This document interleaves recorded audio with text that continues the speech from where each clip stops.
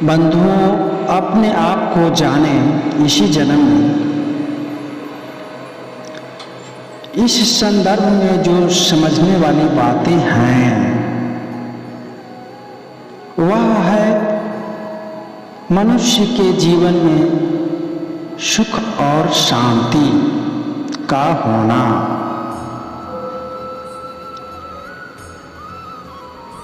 सुख और शांति लोग समझते हैं कि एक ही चीज है, पर समझने वाली बात यह है कि सुख का संबंध मनुष्य के शरीर से और शांति का संबंध मनुष्य के आत्मा से होता है। सुख शांति की तलाश में लोग जगह जगह भटकते हैं, पर इसका सही अर्थ समझ में नहीं आने के कारण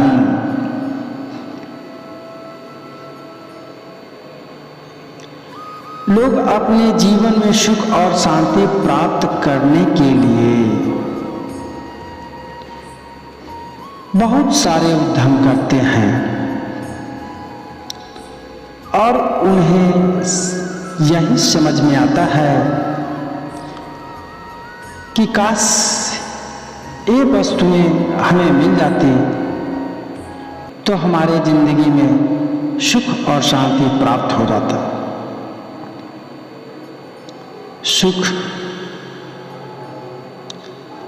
सुख किसे चाहिए? सुख चाहिए हमारे तन को।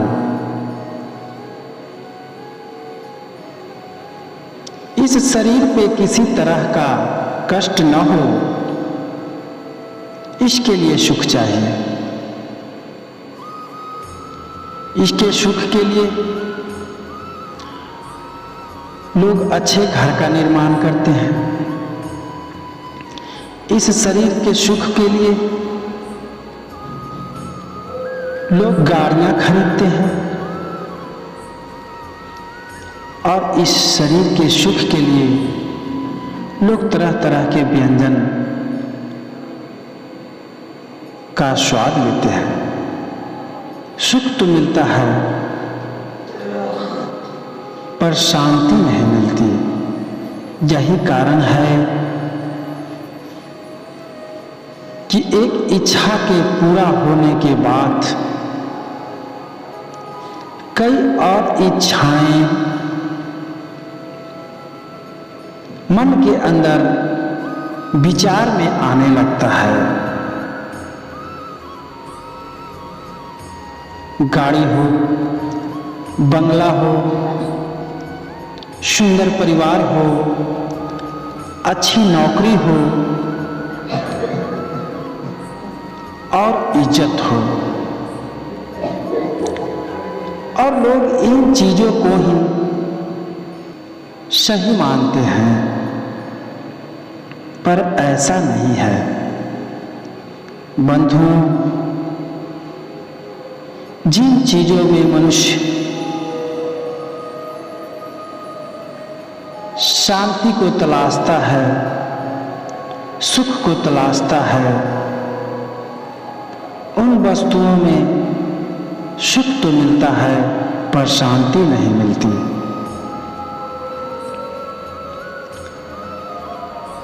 दूसरी तरफ हमारे जीवन में समस्याओं की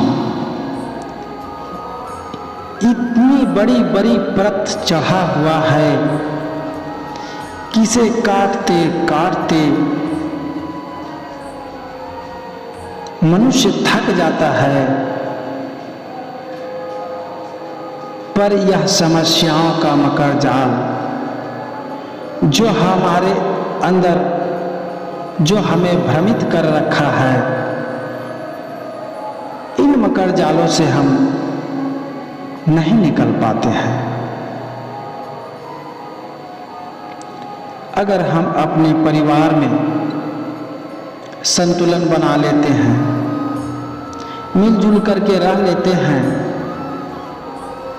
तो समाज से विवाद हो जाता है। अगर हम अपने समाज से समझौता कर लेते हैं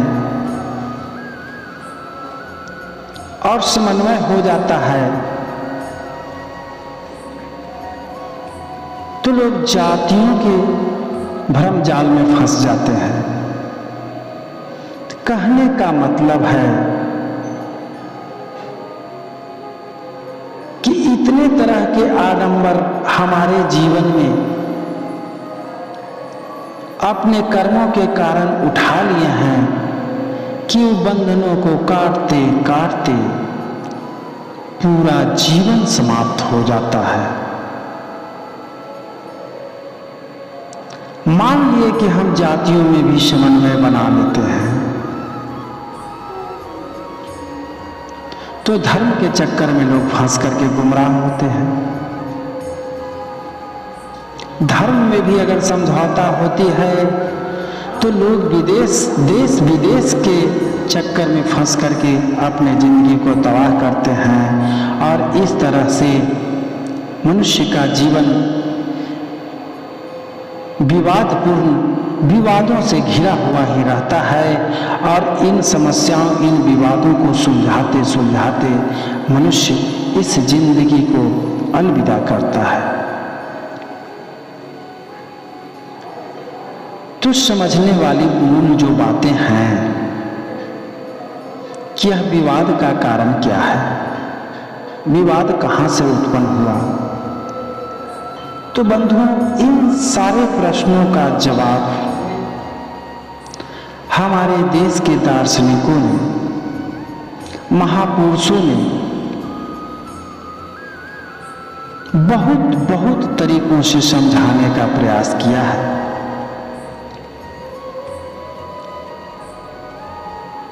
जीवन को समझने के लिए हमारा जो यह जीवन है बहुत छोटा है। जब से धरती पे मानवों का निवास हुआ है तब से जितने लोगों ने भी अपने जीवन को जिया है अपने अपने तरह से अच्छे अच्छे विचारों को प्रकट किया है और उन सारे लोगों के विचारों को समझना इस एक छोटी सी जीवन में संभव नहीं है। इसीलिए संतों ने कहा है, हमारे देश के दार्शनिकों ने कहा है कि जीवन अनंत है। भूत और भविष्य की परवाह किए बिना अपने वर्तमान के जीवन को समझें और इसे सार्थक करने का प्रयास करें। बंधुओं,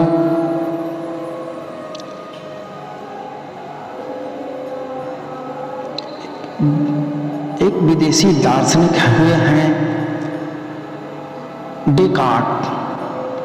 डेकार्ट जी ने इस जीवन के बारे में बहुत अच्छी तरह से विवेचना किया है। जीवन की सत्यता को उन्होंने खंडित करते हुए बताया, चूंकि हम सोचते हैं, विचार करते हैं, मंथन करते हैं, ध्यान करते हैं,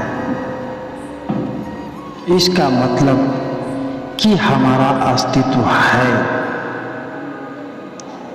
जिस दिन जिस समय हम विचार मुक्त हो जाएंगे उस दिन हमारा जीवन समाप्त हो जाएगा।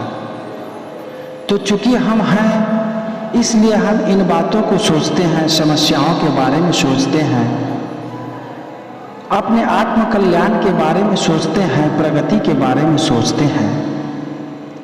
लेकिन समझने वाली सबसे बड़ी बात यह है कि यह जीवन किसी एक के सहयोग से नहीं बल्कि सैकड़ों हजारों लोगों के सहयोग का परिणाम है कि आज जितने भी तरह के चीज को हम देख रहे हैं, महसूस कर रहे हैं, आनंद ले रहे हैं, उसमें सबों का किसी न किसी तरह का सहयोग है।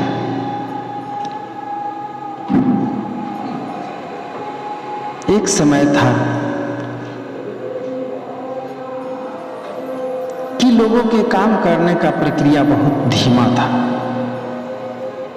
आज एक समय है कि तकनीकी माध्यम से हम बड़े से बड़े कामों को आसानी और सरल तरीके से कर लेते हैं। तो बंधुओं, यह हमारे दार्शनिकों का, वैज्ञानिकों का चिंतन है, उनका खोज है, प्रयास है, जिसके कारण लोगों का जीवन आसान हुआ है। तो समझने वाली बातें यही हैं कि हम जिस जात पात के चक्कर में, ऊंच नीच और गोरे काले के विवाद में उलझे हुए हैं, इन विवादों की असलियत को समझना और सच्चाई को जानना जरूरी है। बंधुओं,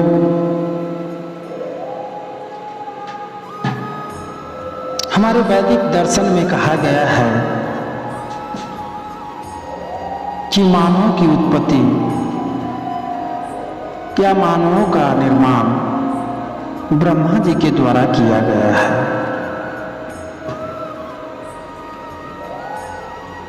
ब्रह्मा जी ने सिर्फ मानव बनाया, मानव का निर्माण किया, स्त्री पुरुष का निर्माण किया, किसी जात का निर्माण नहीं किया, किसी समुदाय का निर्माण नहीं किया, किसी संगठन और पार्टी का निर्माण नहीं किया। उन्होंने सिर्फ मानव का निर्माण किया। तो समझने वाली बात यही है कि जब ब्रह्मा जी ने मानव का निर्माण किया तो जाति और धर्म का निर्माण किसने किया? सीधी सी बात है, धर्म और जाति का निर्माण मनुष्यों ने किया। पर इससे मिला क्या? क्षणिक प्रगति। आज जितने विवाद धर्म और जाति के नाम पर देखे जा रहे हैं, उतना विवाद किसी और चीज को लेकर के नहीं है। तो बंधुओं, समझने वाली बात यही है कि अपने आप को जान लेना इस जन्म को सार्थक बनाने के समान है। अगर आप खुद में चिंतन करते हैं, मंथन करते हैं, अपने आप को जानने का प्रयास करते हैं, और जो कि एकमात्र मनुष्यों का काम है, ईश्वर की भक्ति करना, अगर उस परमेश्वर को जिसने हमें हमारे इस तन में श्वास दी, उस परमेश्वर का अगर आभार व्यक्त करते हैं, उनकी कृपा को समझते हैं, तो यह बहुत बड़ी बात है। बंधुओं, उस महान परमेश्वर का दिया हुआ वरदान, सर्वश्रेष्ठ उपहार यह मानव शरीर है, और इस उपहार को स्वीकार करने और परमात्मा का जो संदेश है, जो उसकी उद्देश्य हैं, उन उद्देश्यों को पूरा करने में सहयोग करें, यही मनुष्य का परम कर्तव्य है और होना चाहिए। आप लोगों ने हमारी बातों को सुना, इसके लिए बहुत बहुत